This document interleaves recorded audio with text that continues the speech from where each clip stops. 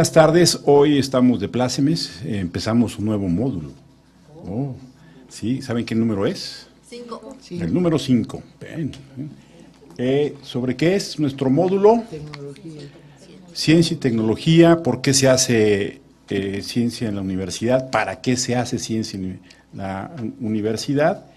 Y esto dentro del marco de nuestro 7º curso, que supuestamente debemos analizar los diferentes compromisos sociales que tiene nuestra universidad, la Universidad Mexicana, y en este módulo veremos el compromiso social derivado de la función de hacer investigación. ¿Sí? Antes de presentarles a ustedes nuestro ponente del día de hoy, simplemente un saludo muy rápido a las sedes a distancia. Tenemos a la Benemérita Universidad Autónoma de Puebla, a la Escuela Superior de Comercio y Administración del Politécnico Nacional, la Facultad de Estudios Superiores de Aragón, la FES Aragón, el Instituto de Ciencias de la Educación de la Universidad Autónoma Benito Juárez de Oaxaca, la Institución Educativa Absalón Torres Camacho, un saludo a nuestros amigos, colegas colombianos, a la Universidad Autónoma del Estado de México también un saludo, la Universidad Autónoma de Yucatán también, y ahora inicia de manera mucho más formal su presencia en nuestro curso la Universidad Autónoma de Morelos, a quienes les mandamos un caluroso saludo de bienvenida, particularmente a la responsable académica, la maestra Susana Arriola. Bien. El día de hoy, ¿quién tendrá a su cargo la presentación introductoria del módulo y la presentación temática? Es el doctor Alejandro Canales Sánchez. De entrada, yo creo que hay que confesar que tiene de origen un problema, que es egresado de esta universidad, pero es psicólogo. Entonces, es uno de los psicólogos del Seminario de Educación Superior. Entonces, pero pues ni modo. Sin embargo, tratando de resolver ese problema, es también doctor en Ciencias Sociales por la Facultad Latinoamericana de Ciencias Sociales, en sede en México. Entonces, de alguna manera se ha tratado de componer a lo largo de estos últimos años. Es miembro del seminario, forma parte del personal académico adscrito al Instituto de Investigaciones sobre la Universidad, ISUE, ¿sí? Donde es investigador titular. Obviamente forma parte del Sistema Nacional de Investigadores de nuestro país y no sé por qué, desde joven le dio por estudiar las relaciones entre la investigación, la tecnología, las instituciones y se ha convertido en uno de los referentes más importantes que tiene nuestro seminario en esa área. Además de las publicaciones que tiene un libro muy importante sobre las relaciones de la investigación y la tecnología. Publica semanalmente en el suplemento de Campus en Milenio una sección que se ha vuelto un referente obligado para los interesados en estas cuestiones sobre tecnología. Entonces, insisto, es para mí un verdadero placer poder estar aquí con él, presentarlo, y porque pues es uno de nuestros jóvenes valores. Entonces me da mucho gusto presentarlo. ¿Valor o joven? Bueno, y como ven, es mi amigo. De ahí que me atrevo a hacer estas bromas.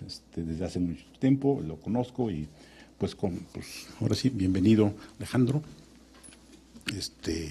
Muy bien. Es todo tuyo. No, perfecto.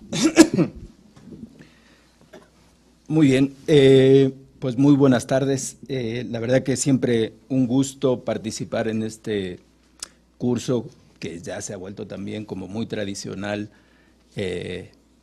no tradicional en el sentido de siempre lo mismo, sino de que ya sabemos que va a ocurrir el curso cada año, cada semestre. Entonces, a mí la verdad que siempre me gusta venir a las sesiones del curso y sobre todo ver pues que tenemos asistencia, que están ustedes aquí, lo cual me parece doblemente importante. Gracias por tu presentación, Jorge, muy amable. Dijo que tenía algún defecto, pero la verdad que tengo muchos. 1, 2, 3, 4. Aunque no mencionó lo más importante de mi currículum, qué es que le voy a los Pumas, aunque ahorita ya no sea muy grato decir que le va uno a los Pumas y ya ni siquiera la selección, porque pues ya vimos cómo va también. Entonces tiene eso, pero me gusta el fútbol. Y efectivamente 1, 2, 3, 4. Tengo alrededor de como una década con el tema de ciencia y tecnología. Primero un poco aproximándome, como generalmente se aproxima uno a los temas, un poco tratando de conocer cómo está el panorama, y que casi siempre cuando uno se aproxima a uno de los temas, pues lo que primero ve es como una imagen caótica y como que media incomprensible. Y después ya va adquiriendo cierto tipo de orden porque uno va conociendo un poco más de lo del tema, ¿no? Y luego va uno conociendo mucho más algunos de los temas. No quiere decir ni mucho menos que sea yo, que domine por completo el tema, que sea un especialista. Creo que algunas cosas sí conozco. Pero menciono lo del tema porque uno tiene la impresión de que lo que a uno le interesa o lo que uno investiga o a lo que se dedica es lo más importante. Y uno cree que eso todo el mundo también lo sabe y lo da por sentado. Y luego no es así, porque de repente me hacen como preguntas del tipo, ¿y eso realmente importa a este país? ¿Es interesante? ¿Es necesario? ¿Tendríamos que ver este problema del el desarrollo científico, de la ciencia en el país? Es importante realmente, y cuando me preguntan o me hacen preguntas, ¿cómo estamos en ciencia? ¿Realmente hemos avanzado? ¿No vamos a avanzar? Ese tipo de preguntas me doy cuenta que las respuestas son casi automáticas. No, pues no estamos bien, sí nos falta, si nos comparamos estamos en los últimos lugares, como casi siempre ocurre. Pero creo que después de esas respuestas preliminares, creo que sí conviene destacar la importancia de un conocimiento mucho más próximo a lo que es la ciencia en la universidad o el desarrollo científico y tecnológico en el país, a esta relación entre la ciencia y la universidad que pareciera como ocioso, pues la universidad se dedica justamente, como dice su misión, pues a la generación, a la producción y a la transmisión del conocimiento. Y pues como que no habría mucho más, pero realmente sí hay que hacer algún tipo de aclaraciones a este respecto. Y este módulo justamente, si lo notaron en la descripción de los módulos, es por qué y para qué la ciencia en la universidad. Que intentaremos encontrar algún tipo de respuesta en esta y en la próxima sesión a esta pregunta. Y como pueden ver, esas serían como los 3 tipos de preguntas para los cuales tendríamos que tener algún tipo de aproximación de respuesta. ¿Qué relevancia tiene la universidad en el desarrollo científico o por qué y para qué se realiza la ciencia? Que sería como la pregunta eje o la fundamental. Y para eso primero veremos la relevancia del tema. En este sentido, ¿no? De por qué interesarse en ese tema o por qué nos debería importar las implicaciones que esto tiene. El segundo, como generalmente ocurre, pues tenemos como punto de referencia lo que ocurre en el mundo. Yo creo que desde fines de los años 80 fue como mucho más evidente la presencia del contexto internacional como punto de referencia para lo que se hace nacionalmente. No quiere decir que antes no importara lo que ocurría en el mundo, pero creo que desde fines de los años 80 ha sido mucho más evidente la imposibilidad de ignorar el contexto internacional, que fue cuando la apertura de la economía, la formación de bloques regionales, etcétera. Y entonces, en ese sentido, en el segundo caso, pues lo que trataremos de ver es, más que los modelos, el modelo. El modelo y los temas de debate en los países desarrollados respecto a este tema. Y particularmente, en realidad, en el caso estadounidense y algunos de los países europeos, que son como los puntos de referencia y que marcan la pauta y por lo cual la mayor parte de los estados-nación pues toman en buena medida ese punto de referencia. Y por último, que creo que lo que nos importa mucho más es, si ya vimos la relevancia del tema, si hemos visto, o espero que así sea, que tengamos como los puntos de debate en el caso de los países desarrollados, pues en realidad, ¿qué es lo que podemos esperar o qué es lo que ocurre en el caso de los países en desarrollo y particularmente en el caso de México? Obviamente, pues en este país nos importa mucho tener como un indicador, bueno, más que indicador, como un estado del problema en el caso de nuestro país, particularmente con referencia al tema del desarrollo científico o de la investigación en la universidad.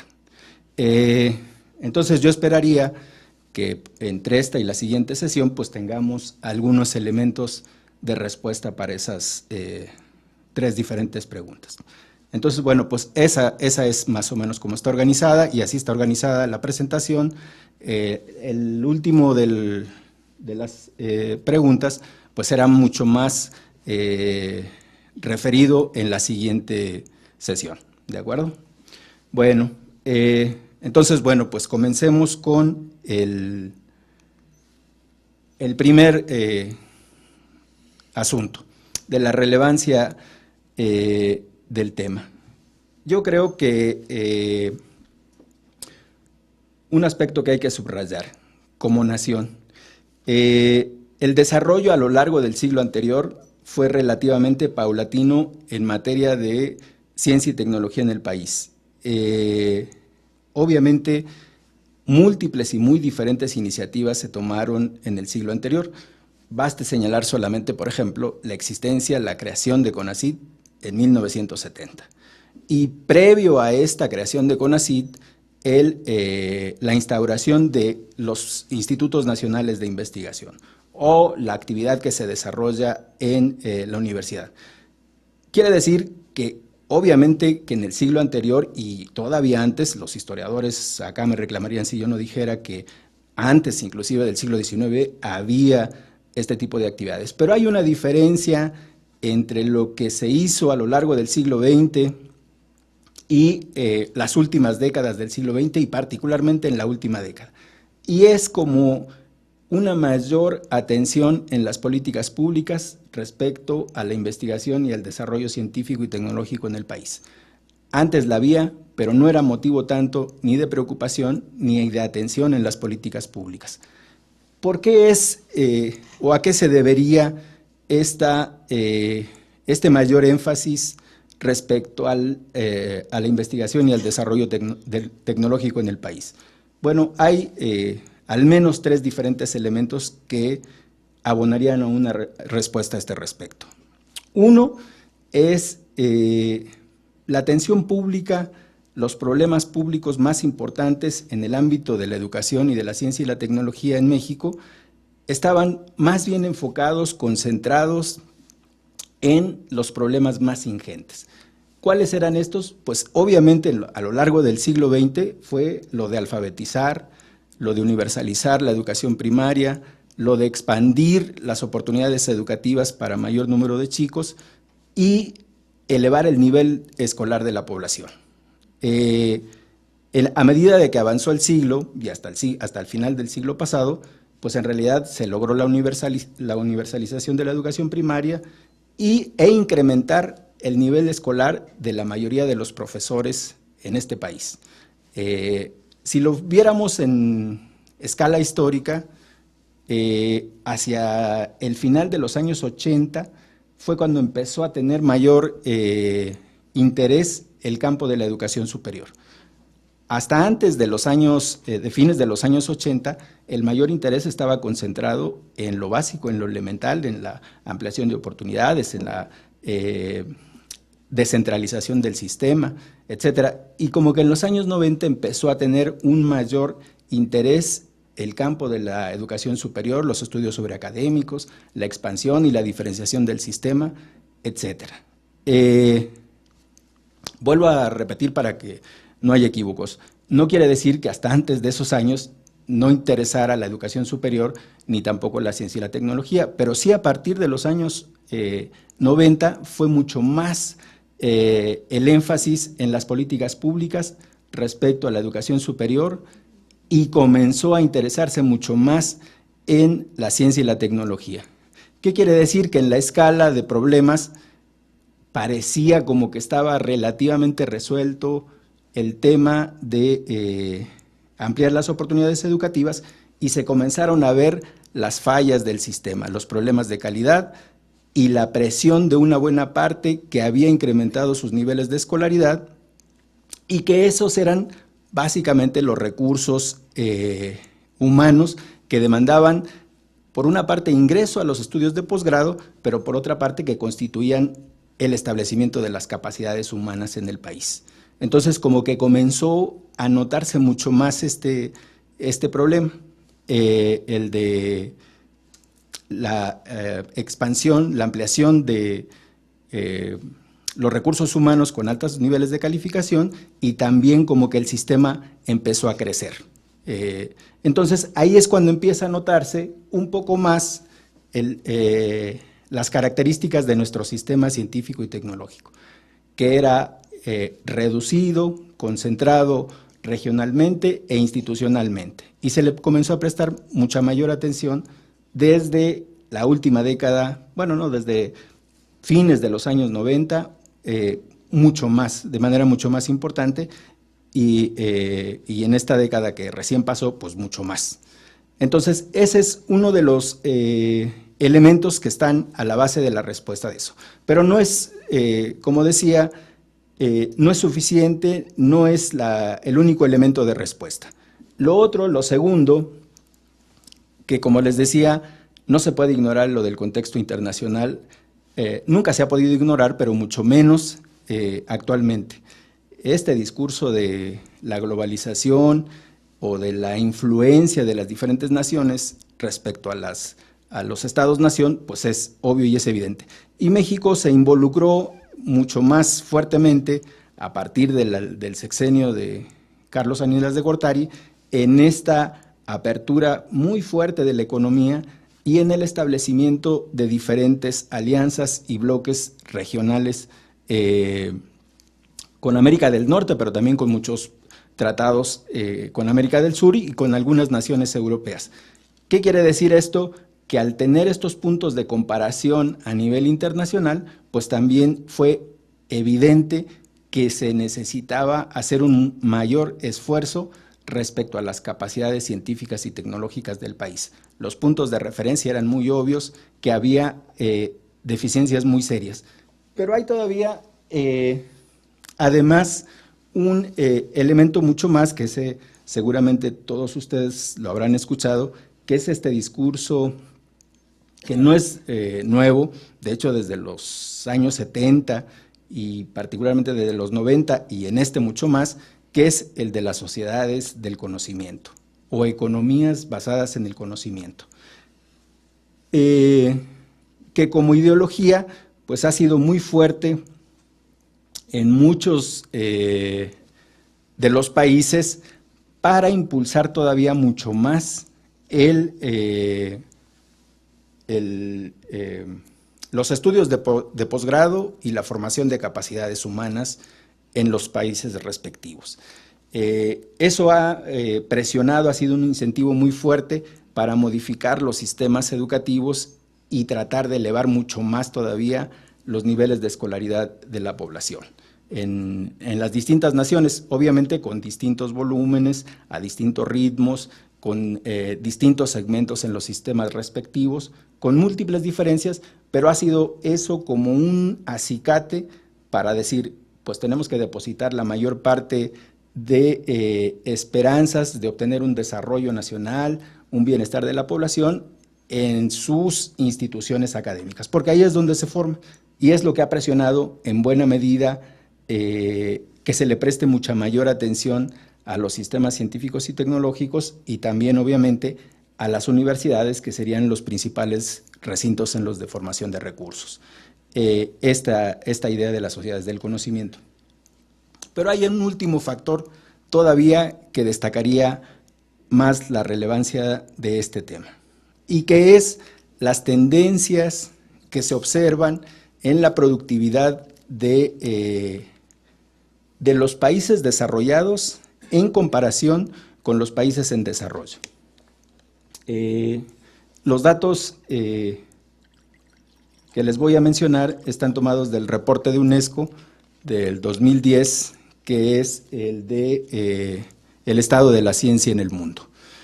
Es del 2010, pero sus datos, en realidad, pues por la comparación internacional, generalmente se refieren a 1 o 2 años antes, es decir, son del 2008. Pero ilustran muy bien esto que les decía.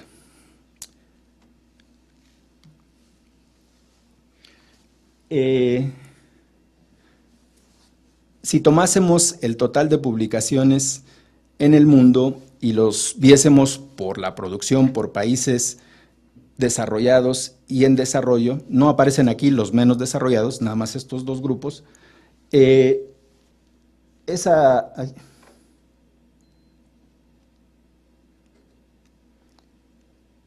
la cifra del esta. En el 2002 era de 618,000 de las publicaciones en el mundo desarrollado. Y para el 2008, en el 2000, y para el 2008 era de 742,000. Es decir, que en ese lapso de tiempo creció 20%. Si su participación relativa en la producción científica nacional disminuyó del 84 al 75%. Si ahora vemos las publicaciones en el total de países en desarrollo, quiere decir que están incluidos en los países, los BRIC, Brasil, China, India, Irán, México, Brasil, Chile, etcétera. Esta sería su producción en el año 2000 y esta en el 2008. Noten que obviamente es súper menor en el 2000 y también esta respecto es también menos de la mitad. Pero el crecimiento es del 106%, comparado con un 20%. ¿Qué quiere decir? Que si se siguen las tendencias que muestran estos datos, seguramente estos países en algún punto tendrán una producción muy relevante. La base de la que está partiendo es muy pequeña, 156 en el 2000 contra 600, pues es mucha, pero la distancia se supone que se acortará. Entonces, quiere decir que es muy relevante este asunto porque este conjunto de países están moviéndose en una dinámica muy fuerte de producción del conocimiento. Esto también tiene sus asegúnes, porque si en este grupo de países en desarrollo agrupa a múltiples y muy variados países, no es comparable lo que produce China con lo que produce México, por ejemplo. Tampoco lo que produce la India con lo que produce Brasil, o etcétera.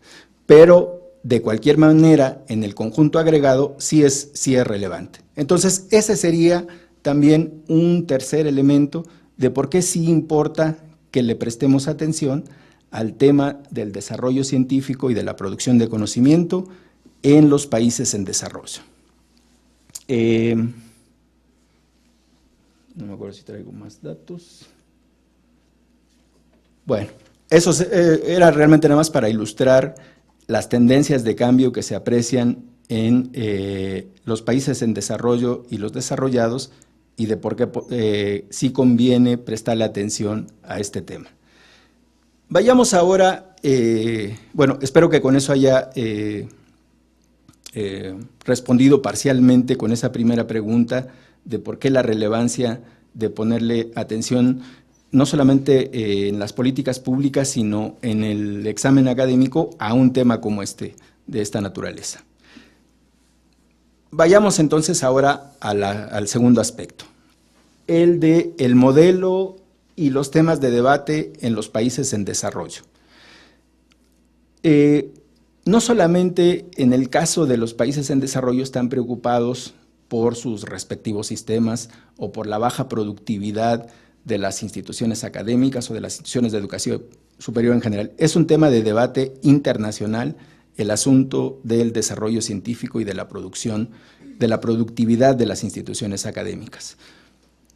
Pero un aspecto que sí es muy diferente es el tipo de punto de referencia que ponen en los países desarrollados respecto a la discusión en los países en desarrollo.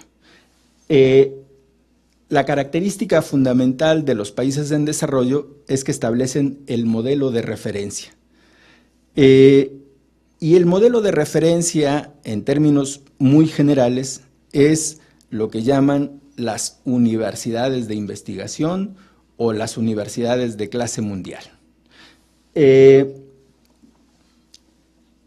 Y este asunto que en las traducciones en general se realizan de manera indistinta entre la palabra esta en inglés, entrepreneurial, y que algunos la traducen como emprendedora y otros dicen la traducción literal es empresarial.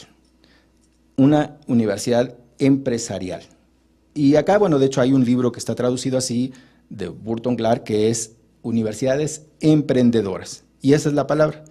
Y esa es como la diferencia. Emprendedoras o empresariales. Y básicamente lo que plantean este modelo de universidad es que debiera reemplazar al sistema tradicional de modelo universitario, en el que solamente está basado en la enseñanza, en la investigación y en la difusión de la cultura, que eran las tres funciones que tradicionalmente se le encargan en la misión universitaria, y dice la universidad emprendedora o empresarial también tendría que tener como misión ser emprendedora o empresarial. ¿Y qué quiere decir ser emprendedora o ser empresarial? Pues básicamente, como ustedes ven en la lámina, es agregarle estas dos funciones, o más bien, darle mayor énfasis a esas dos funciones, a la transferencia de tecnología y hacer ese eslabón que permita la creación de empresas. Es decir, que la investigación que se realiza en las universidades, el trabajo de desarrollo científico, esté mucho más orientado hacia la investigación aplicada, al desarrollo, más bien a la propuesta de soluciones para diferentes problemas. Y las características que debiera tener, pues se centran en esos dos aspectos. No sé si tuvieron oportunidad de revisar los textos que estaban previstos en el módulo, pero en uno de ellos, que era el de Etzkowitz, que es no se lo recuerden, pero es bueno, hay ahí una polémica también.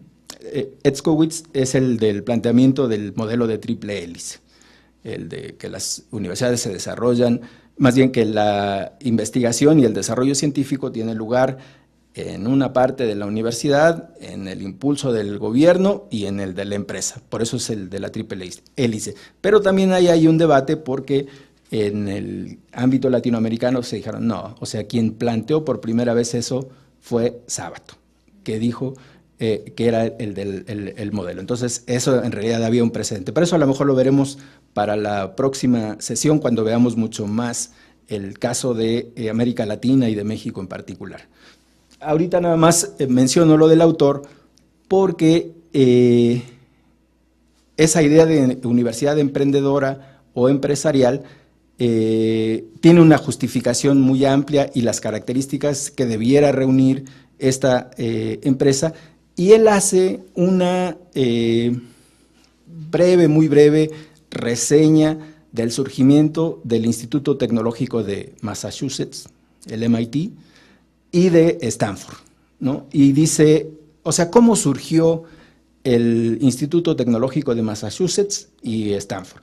Y él dice que en realidad estableció esa relación entre el problema regional en el que entre la zona regional en la que se instauró, tratando de rescatarla de esa depresión económica de principios del siglo anterior, en el que estaba sumido y que había obligado a muchas de las empresas que estaban en esa zona a irse a otra parte del país, y que el establecimiento de esta institución, del tecnológico, del Instituto Tecnológico, lo que había tratado de hacer es esta relación con el desarrollo local, tratar de remolcar esa zona y esa región para, bueno, pues que la zona tuviera un mayor desarrollo y un mayor bienestar. Y dice, en el caso de Stanford, obviamente décadas después, pero con una idea similar, también se establece en una zona y también trata de establecer una relación particular con la región y tratar también de jalar. Esto obviamente tiene múltiples y muy variado tipo de cambios y modificaciones normativas y de establecimiento de relaciones entre la región, de convenios, cambios normativos, de estructura organizativa, etcétera, pero su punto básicamente es que las instituciones educativas, universitarias, para que sean emprendedoras, para que tengan un papel relevante, tendrían que tener ese tipo de vínculo con la región en la que se instauran. Responder a las necesidades, tratar de impulsar o de ofrecer soluciones a los diferentes problemas que les plantea su entorno, y eso propiciará que tanto la institución como la región pues tengan un mejor desarrollo. Y se plantea la pregunta y dice, ¿tendría que haber sido primero una universidad de investigación, o más bien tendría que haberse preocupado por ofrecerle soluciones y por eso ahora ocupa el lugar en el que está, ¿no? Entonces, la respuesta más o menos que ofrece él es que dice, en realidad no era una universidad prestigiosa de investigación como la conocemos hoy, sino que se involucró en esa zona o en esa región para darle soluciones a los problemas que le planteaban, y eso fue lo que le permitió ser la universidad reconocida que es hoy. Y más o menos el mismo tipo de argumento es para Stanford. ¿Perdón? Sí. Y pregunta, ¿cuáles serían los requisitos para establecer una universidad emprendedora? ¿Qué tipo de características tendría que reunir una universidad emprendedora? Y pues dice, fundamentalmente son tres los aspectos que tendría que reunir. El más importante es, dice, el de reunir una masa crítica de investigación, pero, y ese es el asunto más importante, con potencial comercializable, que tenga esta posibilidad de establecer un potencial de comercializar lo que produzca, o sea, no cualquier tipo de investigación. Y al mismo tiempo, pues eso se refiere a lo de la cultura interna, pues una cultura interna propensa a establecer este tipo de convenios y este tipo de relación con el entorno, de ofrecerle soluciones comercializables. Y lo del factor externo, pues es mucho más, o se refiere más bien a el tipo de directrices o lineamientos que establecería la autoridad regional, estatal, gubernamental, para orientarla en cierto sentido.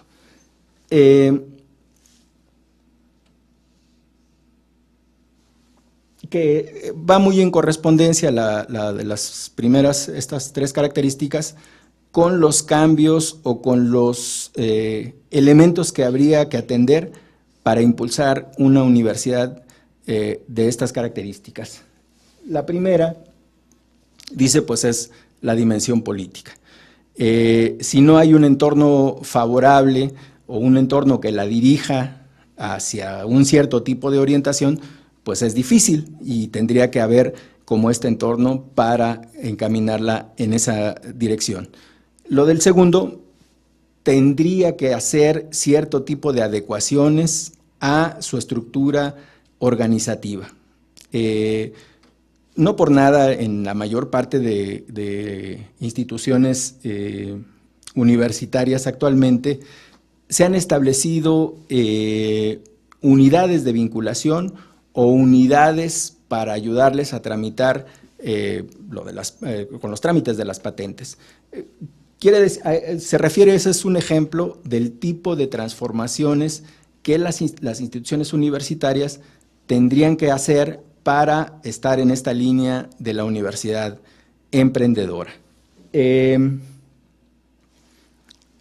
tercero y último, que es el de las motivaciones de del personal, personal de investigación, ahí dice que hay como, pues esto que luego parece un poco sin importancia, pero que sí es muy relevante.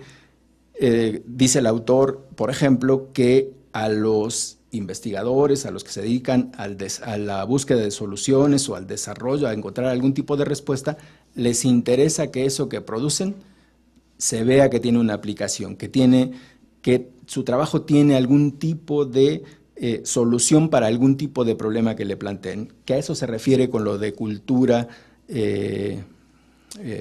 académica individual, la manera en la que el comportamiento de esa masa crítica pues presiona, busca, está conforme con una solución de esta naturaleza, más bien con un vínculo y una relación de este tipo de la universidad con el entorno y en la búsqueda de soluciones.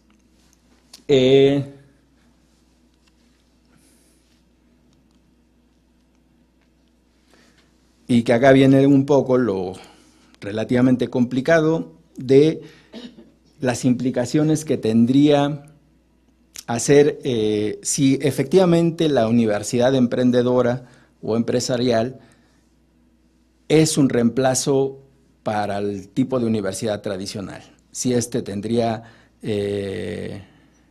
forma de generalizarse, de instaurarse en cualquier tipo de institución universitaria. Y dice, pues como siempre es en las instituciones educativas, hay un cierto tipo de tensión, y acá particularmente entre el equilibrio que debería de haber o guardar entre ese tipo de investigación que estaba generalmente acostumbrada a hacer la universidad y ahora el tipo de investigación pero presionada por o las fuerzas del mercado o las demandas locales o por cualquier agente externo. ¿Qué tipo de equilibrio es el deseable entre este tipo de investigación y ese tipo de presiones o demandas externas? Y dice, bueno, hay ahí un punto de tensión entre estos dos aspectos para saber cuál sería ese punto óptimo. Obviamente, desde la perspectiva del autor, pues tendría que tener un peso mucho mayor el del tipo de investigación que ofrece soluciones y que es potencialmente comercializable. Mucho menos el tipo de investigación de la llamada básica, que es la que no tiene una aplicación directa o inmediata a los problemas. Y hay un segundo factor que es cómo determinar qué criterios utilizar para discernir en qué grado o en qué medida ese conocimiento producido en la universidad debe ser apropiado de manera privada y cuál debe ser del dominio público, que es un asunto que también pues, ha estado a discusión desde hace ya un muy buen rato. El tema de la tensión entre lo público y lo privado. entre el avance o lo que le llaman la privatización del conocimiento o el del conocimiento para el bienestar, por ejemplo. Y tanto el tema de los cambios en la organización o en la estructura universitaria, como el de el equilibrio entre investigación de nuevo tipo y la de viejo tipo, dice, hay un encuentro de fuerzas en las instituciones universitarias.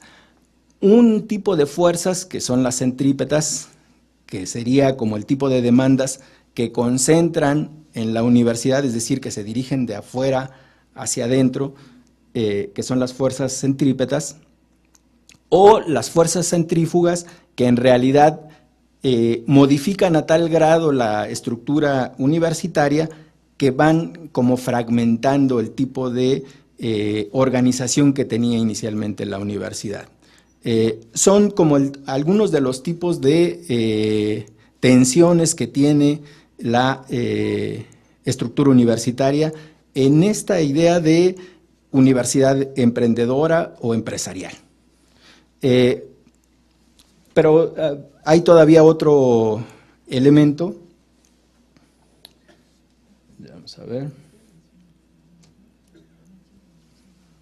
Que es el de la idea. Recuerdan que hace un momento señalaba de que no era en realidad nuevo la idea de la importancia del conocimiento. Esta siempre ha sido inherente en buena medida a las instituciones académicas, aunque en el desarrollo de las universidades sí ha habido una diferencia desde la creación de la Universidad de Investigación, la Humboldtiana, del principios del siglo XIX, a cómo se hacía antes de esa época y a cómo es hoy. Hay una diferencia. Por eso lo de el otro de los textos que también estaba previsto en la lectura, que era de estos autores noruegos, sobre el régimen de conocimiento y la formación de intereses y alianzas, que discuten qué es lo que hace diferente o por qué es tema de debate ahora esta nueva forma de investigación o esta presión por la universidad empresarial o emprendedora. Y en esto, que tampoco ya no es nuevo, porque eso del modo 1 y el modo 2 de producción de conocimiento, que fue del 94, con Gibbons y colaboradores, pues ya tampoco no es tan reciente, pero desde esa fecha y todavía se sigue discutiendo la pertinencia de un planteamiento de esa naturaleza, de si efectivamente se puede advertir este cambio en el modo de producción de conocimiento. Lo del modo de producción se puede ilustrar con las características en ambos casos, que ahí lo pueden advertir. El modo 1, que sería como el de la universidad tradicional, la universidad tradicional de investigación, la manera de producción del conocimiento que era usual, y que si uno compara el primer renglón del modo 1 con el primer renglón del modo 2, por oposición se puede advertir las diferencias. Por ejemplo, en el modo lineal, en el modo 1, que eran los problemas definidos en el ámbito académico. Y para el modelo 2, que era el que planteó Gibbons, dice no, ya no se produce en el contexto académico, se produce en un contexto de aplicación. El de que era de una sola disciplina, dice no, ahora es transdisciplinario. Se necesita el concurso de múltiples o de diferentes disciplinas en esta nueva producción del conocimiento, en el modo 2. O formas de organización regidas por las normas de la ciencia, y no es responsable socialmente en esta característica del modo 1, y dice, pues es heterogéneo y se da en formas de organización diversas, es responsable socialmente y reflexivo. Y acá dice, pues los medios usuales de transmisión del conocimiento, a través de publicaciones, Y acá dice control de calidad, dimensiones cognitivas, sociales, económicas, etc. Lo que trata de ilustrar, que desde hace ya 2 décadas, es esta forma diferente de producción del conocimiento y que los autores recuperan para plantearse efectivamente qué tan novedosa era esa manera. Viéndolo en perspectiva histórica, pues como les decía, la manera de producción del conocimiento en realidad se institucionaliza en las universidades con el modelo humboldtiano, la universidad de principios del siglo XIX, que ese es su mayor mérito y que era una manera de este tipo. Pero antes de eso ya existía, y fue una de las críticas que se le hicieron a este modo 2 de producción, que ya existía esa forma de producción del conocimiento. Pero sí, lo que conviene resaltar es el ambiente diferente, el contexto actual, que sí es muy diferente del que existía anteriormente. Veamos un poco más de detenimiento las críticas que se le hacen a el concepto de modo 2 de producción del conocimiento. Que esto es con los autores noruegos estos del texto. Dice, en realidad, plantear este tránsito del modo 1 al modo 2 depende del tipo de concepto de conocimiento que se tenga. Y dice, esto puede ser así porque en realidad están enfatizando Gibbons y colaboradores este tipo de conocimiento, utilitario y práctico, versus el tipo de conocimiento que es procedimental, cultural, básico, que es otro tipo. Y es porque por cierto es un libro muy interesante, el de Norcetina, que es el de las culturas epistémicas, que lo menciona el autor ahí en su texto, para ejemplificar que esa es otra manera de entender el conocimiento. El de Norcetina, que es el de las culturas epistémicas y que no necesariamente se está refiriendo a este tipo de conocimiento, al conocimiento utilitario. Entonces, dependiendo del tipo de conocimiento que se destaque, que se releve, pues va a ser efectivamente el encajar en esta diferencia de modos de producción de conocimiento. Y se pregunta de si en esta idea de tránsito en modos de producción de conocimiento, si se puede hablar de manera generalizada de cambio en cualquier disciplina y en cualquier institución. Y obviamente pues la respuesta es no, y por eso justamente trae a cuento el del libro de las culturas epistémicas, que eso siempre ha estado mostrado, las diferencias por campos de conocimiento, por disciplinas, desde hace tiempo, el de las diferencias. Entonces, no se puede hablar de un proceso homogéneo, de un tránsito igual para todos. Es ilustrativo para un cierto tipo de idea de conocimiento, para algún tipo de conocimientos disciplinarios, para algún tipo de instituciones. Entonces, no podemos hablar de manera generalizada en este sentido. Porque ocurre también como lo que pasa con lo de sociedades del conocimiento, que se toma como un imperativo y como si describiera efectivamente a todo mundo, a todo tipo de institución y a todas las naciones. Por eso en el documento de la UNESCO les llama sociedades del conocimiento, porque no es una sola. Y eso es igual también lo que ocurre.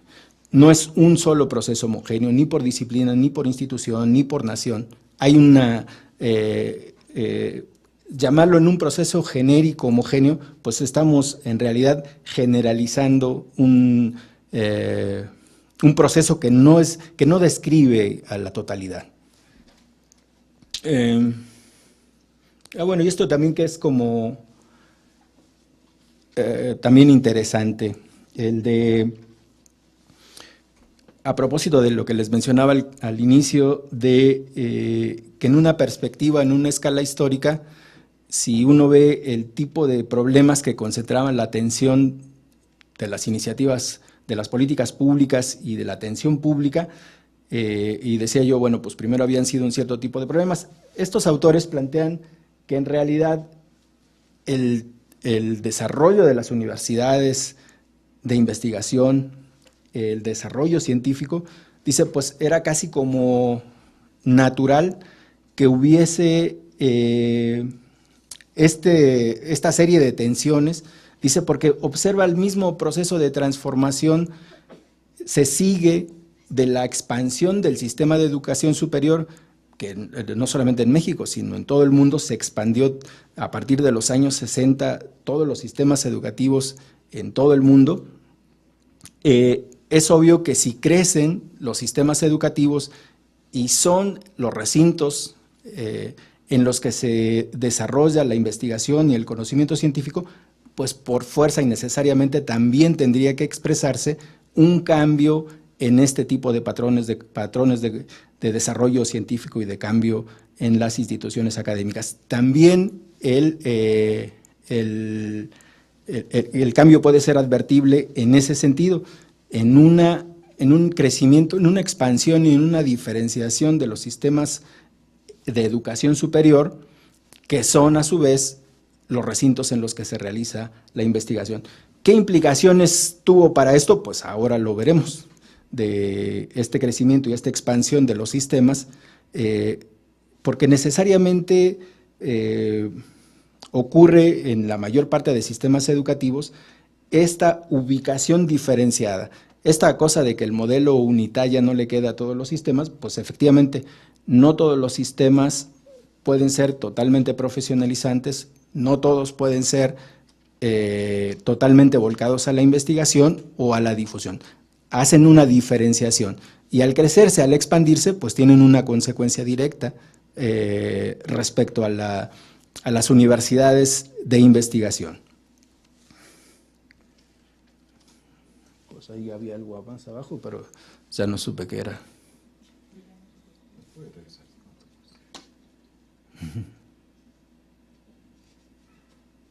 Ah, bueno, y este que es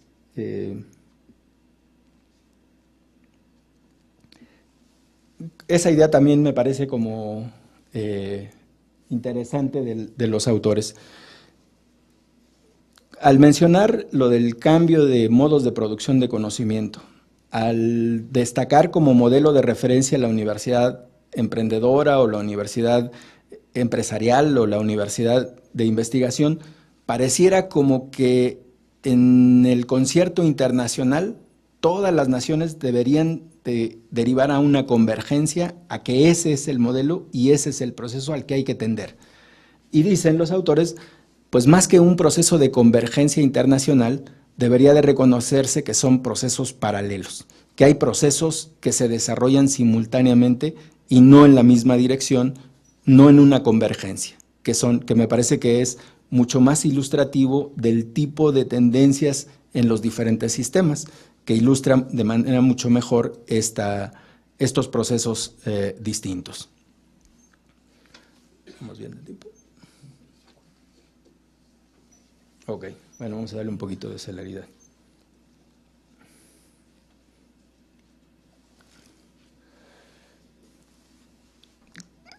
Ahora empezaremos a ver, bueno, entonces esa era las características, el modelo predominante y algunos de los rasgos fundamentales de los países, del debate en los países en desarrollo, porque efectivamente no solamente es una preocupación de los países en desarrollo, también de los países desarrollados es un tema de debate. El asunto de la formación de recursos y hacia dónde orientar sus respectivos sistemas de educación superior y sus universidades de investigación. Crear más universidades de investigación, concentrarse en las ya existentes, crear otro tipo de segmento, en fin, son como también preguntas a debate. Pero acá, y por eso también en las lecturas para la sesión estaba considerado el de Philip Albach, que era las universidades de investigación en los países en desarrollo.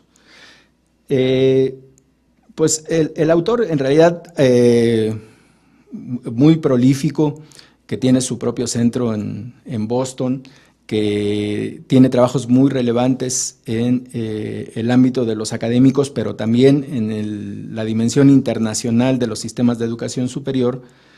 Y este texto particularmente es de la revista de la OCDE, del 2007, que trataba de responder cuál debiera ser, o él al menos ofrecía una respuesta a qué deberían hacer los países en desarrollo si el modelo de referencia era la universidad de investigación o la de clase mundial o emprendedora y tenía que cubrir cierto tipo de características. ¿A qué podían aspirar los países en desarrollo respecto a un modelo de esta naturaleza? La respuesta de él, antes de que veamos esto, de una vez les digo, es algo así como tienen que ser realistas. No pueden competir con Oxford o con Harvard, dice, pero sí pueden competir con las estos rankings internacionales que colocan a las universidades más prestigiosas, que coinciden con las de investigación, en las universidades top. Dice él, no, dice, pero sí pueden competir con las del segundo nivel. Y menciona al menos 4 diferentes instituciones que podrían ser punto de referencia. Como una idea del principio de realidad, dice que tendrían que afrontar los países en desarrollo respecto al modelo de referencia en los países. Pero pues como siempre y como lo muestran los diversos textos, pues en realidad los sistemas de educación superior aquí y en cualquier parte son sumamente diferenciados, heterogéneos, y es como muy difícil caracterizar a los sistemas con algunos cuantos rasgos por esta cosa de la diversidad y de la heterogeneidad que es sumamente característica. Pero veamos un poco con mayor detalle lo que planteaba para el caso de los países en desarrollo y sus aspiraciones respecto al modelo de referencia. Él dice que para que sea una universidad de investigación o una universidad de clase mundial, o él entiende que una universidad con estas características, pues básicamente debería de tener o cubrir estos elementos. Estar concentrada, enfocada como misión universitaria en la creación y diseminación del conocimiento. Aunque pueda dedicarse a la formación de recursos o a la difusión del conocimiento, lo más importante debe estar acá. Y luego esto. Difícilmente se puede hablar de una universidad de investigación si no tiene la infraestructura mínima necesaria, que eso obviamente incluye bibliotecas, instalaciones, laboratorios, materiales, en fin, toda la infraestructura institucional que haría posible. Entonces, es como una quimera hablar de universidades de investigación, pues si por principio de cuentas ni siquiera lo más elemental de instalaciones hay.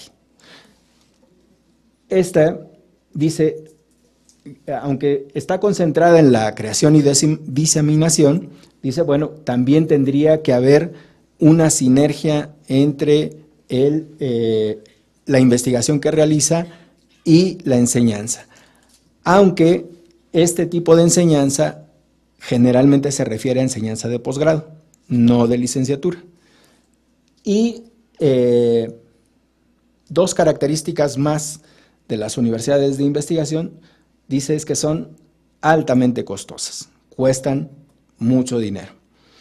Y bueno, pues ya por lo que ya sabemos de lo que implica y cuesta y en fin, etcétera. Pero la característica es que son, con algunas pocas excepciones, la mayor parte de las universidades de investigación son financiadas públicamente. Que tiene, y por eso es el punto de tensión de lo público y lo privado en este caso. Y esto, pues que casi que como por efecto Mateo, que aparecen en el top y además son un polo de atracción para los mejores profesores y para los mejores alumnos que tratan de ingresar a ella, ¿no? Que eso es generalmente lo que ocurre. Entonces es una concentración de recursos humanos y financieros y es una concentración en un cierto tipo de actividad. Bueno, esa es como las características fundamentales de las universidades de investigación.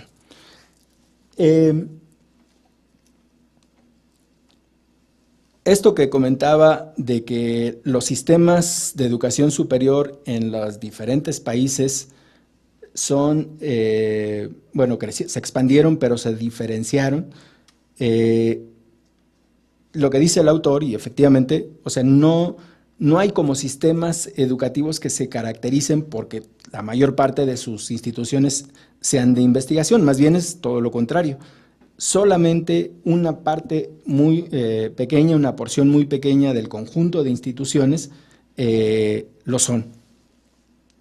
Del total de instituciones educativas, instituciones de educación superior en Estados Unidos, solamente el 5% son de investigación. Son alrededor de 3,000, si no mal recuerdo, 3,000 y tantas universidades en Estados Unidos, y de esas alrededor de 115 o algo así son consideradas universidades de investigación, que eso es también, si lo vemos en las cifras, que lo veremos la siguiente ocasión, pero igual pues es como muy distante la cifra de una universidad que podría considerarse con ese tipo de características y del total del sistema de educación superior.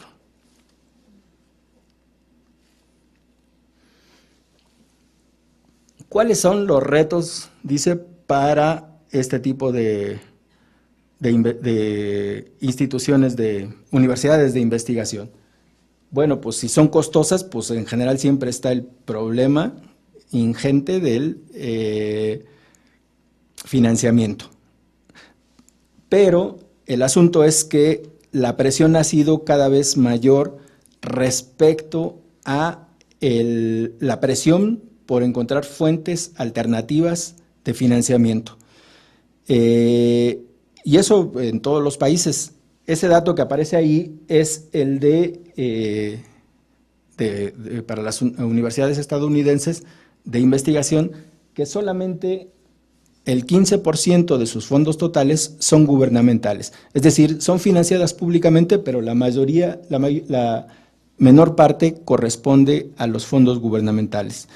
La otra parte son de ventas de los productos que comercializan, las de las patentes, los ingresos propios, las consultorías, etcétera, que constituye la mayor parte de del financiamiento de estas instituciones. Entonces, ese es un reto que plantea para el caso de las universidades de investigación en los países en desarrollo.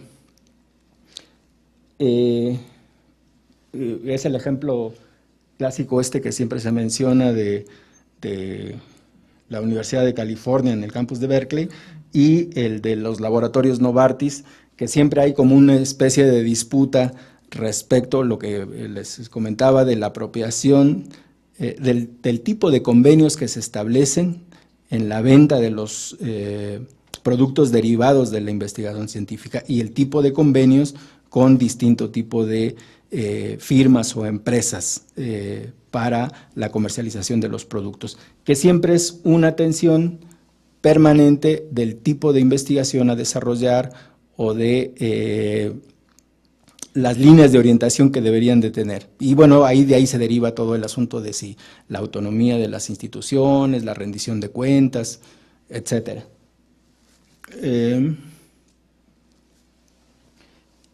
Pues lo de las ciencias sociales y las humanidades, bueno, en general las universidades de investigación, pues el énfasis mayor, y eso en todas partes, pues está puesto en las ingenierías, en las ciencias naturales, en las ciencias exactas, y las ciencias sociales y las humanidades pues ocupan siempre un lugar marginal, aunque pues algunos de los autores tratan de señalar que también son potencialmente pueden establecer ese vínculo con sus entornos y, bueno, dicen en el diseño de políticas públicas, en el tipo de evaluaciones, en los estudios de opinión, etcétera, etcétera. Pero en realidad, pues la mayor parte de vínculos y de relaciones y el tipo de disciplinas, campos a los que se refieren, pues son el de las ciencias naturales y exactas. Y esto que les comentaba de las tensiones que se provocan derivados de ese tipo de convenios o de cambios en la estructura universitaria respecto a lo de la libertad académica, que, bueno, siempre se señala que ese es un respeto a la autonomía, a la libertad de cátedra, a la libertad de investigación, pero con las restricciones de que si los fondos están orientados en una cierta dirección, pues obviamente eso orientará el desarrollo de las instituciones en una cierta dirección.